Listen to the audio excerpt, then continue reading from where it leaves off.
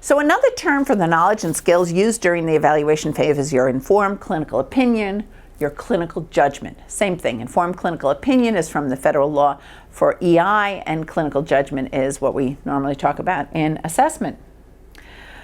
So you may, by this time, be saying, if I can't rely on vocabulary tests, standardized tests, criterion reference tests, how can we determine whether the child has a disability? Hopefully, by just going through a few of those dynamic assessment examples, you'll start to see how to make that determination.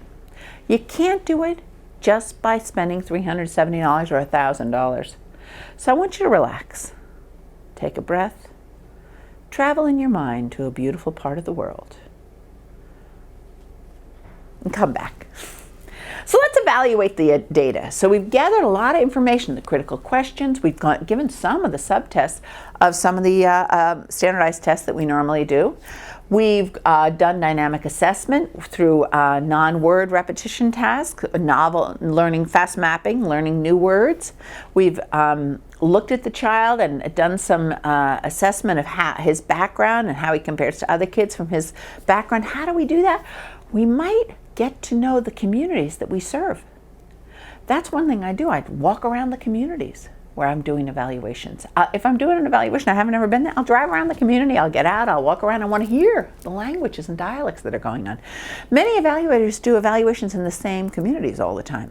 You want to know what's going on there, and if not, you want to find the information. I read the research. It's not just the research in speech language pathology or in psychology. I also read anthropology.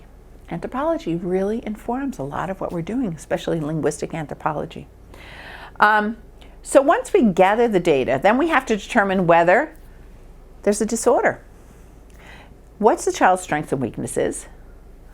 Is there a real disorder, or are there other factors? Now, remember that there could be other factors and a disorder. That's why we need our master's and doctorate. And what helps the child? What can support the child's needs to move forward? You saw that little boy, the Kobe boy, as I will call him, that he actually had a lot of strategies that he came up with. Some were good and some were not so good. Like that one of repeating the words, the non-word utterance, the non-word syllables before I finished. It's actually not a bad strategy. It's just it didn't work in terms of scoring, in terms of his performance. It's actually a pretty good strategy. He wants to learn strategies. And I love, I know this is some crazy vegetable that I never eat. Let me try spinach. So he's really working at developing all these things to overcome some issues that he has in learning the stuff that's presented to him. Fantastic child to work with. So clinical judgment is the quality of one's judgment, and that's really separates a poor evaluator from a good evaluator. It comes from, and I can't stress this more, looking at typically developing children from the same speech community and the same socioeconomic group as the child you're evaluating.